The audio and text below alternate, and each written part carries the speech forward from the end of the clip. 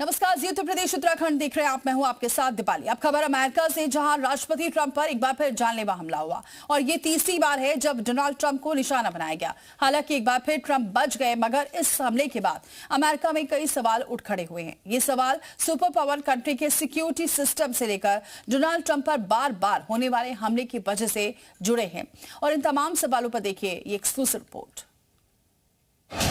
तारीख 26 अप्रैल, वक्त अमेरिका में रात के करीब 8:36। लोकेशन वॉशिंगटन का हिल्टन होटल। टारगेट अमेरिकी राष्ट्रपति डोनाल्ड ट्रंप। यह हैरान और परेशान करने वाली वारदात एक ऐसे इवेंट में हुई जहां पावर, पॉलिटिक्स और मीडिया का सबसे बड़ा जमावड़ा था, जहां अमेरिका के राष्ट्रपति डोनाल्ड ट्रंप अपनी पत्नी मेलानिया ट्रंप के साथ मौजूद थे। वहां एक शख्स कई हथियार लेकर घुस जाता है और ताबड़तोड़ फायरिंग कर देता है। अमेरिका की राजधानी वॉशिंगटन डीसी के सबसे लग्जरी होटल में हुई इस गोलीबारी के निशाने पर ट्रंप थे, मगर वो एक बार फिर हमलावर का निशाना बनने से बच गए। एक बार फिर बंदूक से निकली गोली उनके जिस्म को भेद नहीं सकी। मगर ट्रंप पर हुए इस ताजा हमले ने अमेरिका के सुपर पावर वाली साख पर सवाल जरूर खड़े कर दिए हैं। उन सवालों का जिक्र करने से पहले आपको पूरा घटनाक्रम समझ। हालांकि फायरिंग होते ही यूएस सीक्रेट सर्विस ने मोर्चा संभाल लिया।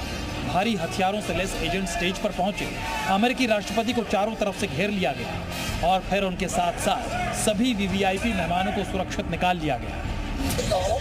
There was chaos that erupted here in the ballroom at the Hilton in Washington.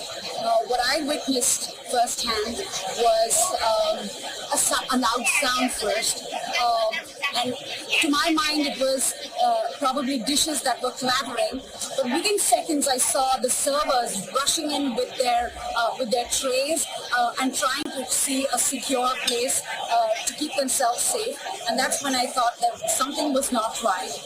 And the entire table took cover under the table, and we were all on the ground.